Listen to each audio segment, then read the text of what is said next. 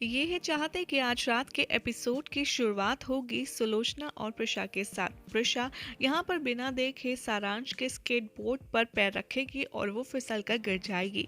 सारांश प्रशा को गिरता देख दौड़कर उसके पास आएगा और उससे पूछेगा कि मामा आप ठीक तो हो। तभी सुलोचना आएगी, सारांश से कहेगी कि ये स्केटबोर्डिंग तुम ही ने यहाँ रखा है, तुम ही नहीं चाहते कि प्रशा का दूसरा बच्चा हो। सारांश कहता है कि नहीं नहीं, ये मैंने कुछ भी नहीं किया, मैंने सच में कुछ नहीं किया। सुलोचना उसका हाथ पकड़ती है और उसे डांटना शुरू करती है और कहती है मैं अच्छे से जानती हूँ तुमने ये इसलिए किया है ना क्योंकि प्रशा प्रेग्नेंट है। सारांश रोता है और कहता है कि नहीं नहीं, मैंने अपनी मम्मा को नहीं गिराया, मैंने कुछ नहीं किया। सुलोचना सारांश का हाथ बहुत तेज से पकड़ती है और कहती है कि अच्छा, इतनी छोटी उम्र में तुमने झूठ बोलना कहाँ से सीखा, वगैरह वगैरह।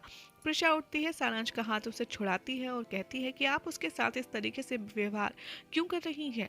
जब वो कह रहा है उसने कुछ नहीं किया तो मतलब वो नहीं कह रहा है, मतलब वो सच कह रहा है। मेरा बेटा कभी झूठ नहीं बोलता।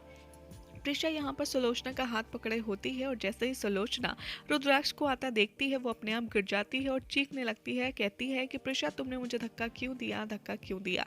रुद्राक्ष दौड़कर आता है, सुलोचना को उठाता है और प्रिशा से पूछता है कि क्या हुआ है प्रिशा, तुम माँ को धक्का क्यों दे रही हो। प्रिशा कहती है कि मैंने कुछ नहीं किया, बस सारांश के लिए ही मैं ये सब कर रही थी।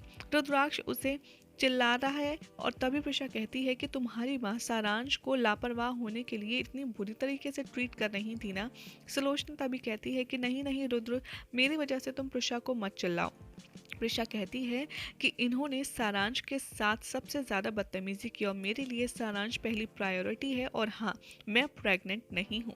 सुलोचना कहती है लेकिन मैंने तो तुम्हें उल्टियाँ करते देखा था। प्रिशा कहती है कि मैंने कहा ना कि मैं प्रेग्नेंट नहीं हूँ और आपने कुछ और समझ लिया होगा। सुलोचना यहाँ पर एक्टिंग करती है, उसके आगे हाथ जोड़ती है और कहती है कि मुझे माफ़ कर दो प्रिशा, मेरे को गलत फहमी हो गई है, मैंने गलत समझ लिया। रुद्राक्ष कहता है प्रिशा से कि तुम सुलोचना माँ से माफ़ी मांगो। प्रिशा मना कर देती है, कहती है कि मैं माफ़ी नहीं मांगूंगी क्योंकि मेरी कोई गलती है ही नहीं।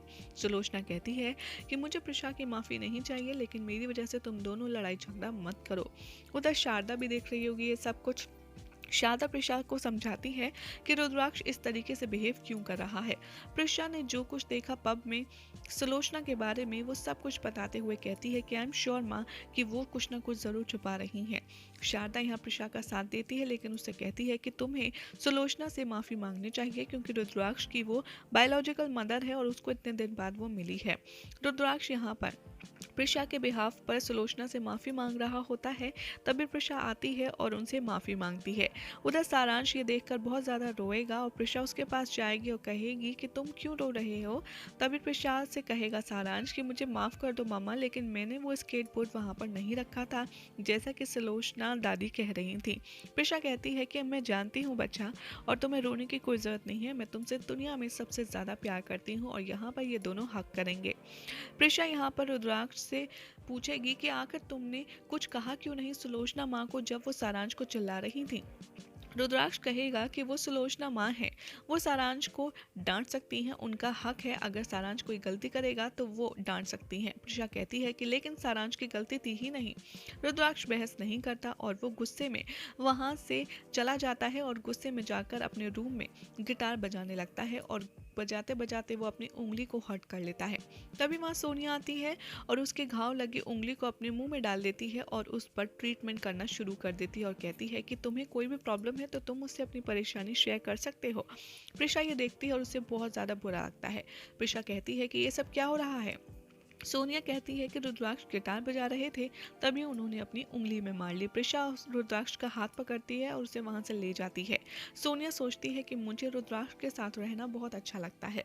उधर दिखाया जाएगा कि सुलोचना कहती है कबीर से कि अब रुद्राक्ष और प्रिशा अलग अलग कमरों में सोएंगे। कबीर कहता है कि वाह माँ, आपने तो बहुत ही शानदार प्लान बनाया है उस सारांश को यूज़ करके। तभी वो कहता है कि लेकिन हमें बहुत केयरफुल रहना होगा क्योंकि रुद्र और प्रिशा आपस में बहुत ज़्यादा प्यार करते हैं। तभी वो कहती है कि नहीं, कल तो वो दोनों एक दूसरे से बात तक नहीं करेंगे। लेकिन दूसरी तरफ दिखाया जाएगा कि प्रशा रुद्राक्ष की बैंडेज हटाती है और वो कहती है कि मैं तुम्हारा घाव ठीक करूंगी और तुम सोनिया के साथ आखिर क्या कर रहे थे, वगैरह वगैरह। यह बातें होती हैं, दोनों आपस में माफ़ी मांगते हैं अपने बिहेवियर के लिए। और यहाँ पर रुद्राक्ष मौके का फ़ायदा उठा के प्रिशा को किस कर ही रहा होता है, लेकिन प्रिशा बीच में हाथ लगा लेती है और रुद्राक्ष को हक करती है। यहाँ पर आपको इन दोनों के बीच में कुछ स्वीट मोमेंट्स देखने के लिए मिलने वाले हैं। यही हो जाएगा आज रात के एपिसोड का एंड, और कल क्या होगा आपको बताएंगे अपनी नेक्स्ट रिपोर्ट में।